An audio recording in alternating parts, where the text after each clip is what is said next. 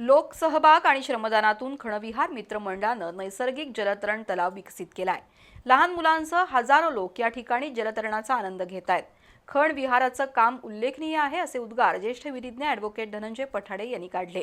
हनुमान जयंतीनिमित्त झालेल्या पुरस्कार वितरण सोहळ्यात ते बोलत होते। रंकाळा तलावाशेजारी असणाऱ्या एका खणीचा जलतरण तलाव म्हणून वापर होतो। खण विहार सेवाभावी मित्रमंडळानं लोकसहभागातून या खणीचा विकास केलाय। त्यामुळे या खणीत रोज पोहायला येणाऱ्यांची संख्या मोठी आहे। खण विहार मित्रमंडळाच्या सदस्यांनी सातत्यानं श्रमदान करून संपूर्ण परिसर स्वच्छ ठेवलाय। या खणीच्या विकासात आणि संवर्धनात योगदान देणाऱ्या व्यक्तींचा पुरस्कार देऊन सत्कार करण्यात आला। हनुमान जयंतीचं औचित्य साधून गुरुवारी पुरस्कारांचं वितरण झालं। या कार्यक्रमाला ज्येष्ठ विधिज्ञ धनंजय पठाडे, नगरसेवक विजयसिंह देसाई, राहुल माने, महादेव मोरे, नंदकुमार पिसे यांची उपस्थिती होती। मंडळाचे उपाध्यक्ष विजय कुंभार यांनी खण विहारतर्फे राबवलेल्या उपक्रमांची माहिती दिली। यावेळी शिवाजीराव साळोखे, प्रभू कोळकी, कृष्णात सुतार, श्रीकांत गायकवाड, सचिन चव्हाण यांच्यासह 9 जणांना सन्मान चिन्ह देऊन गौरवण्यात आलं।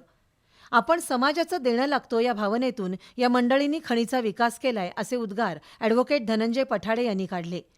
निरपेक्ष भावनेनं खण विहारच्या सदस्यांनी श्रमदान आणि पदरमोड करून योगा हॉलची उभारणी केली आहे। महापालिकेच्या वतीनं खण परिसराच्या विकासासाठी निधी कमी पडू देणार नाही अशी ग्वाही नगरसेवक राहुल माने आणि विजयसिंह देसाई यांनी दिली।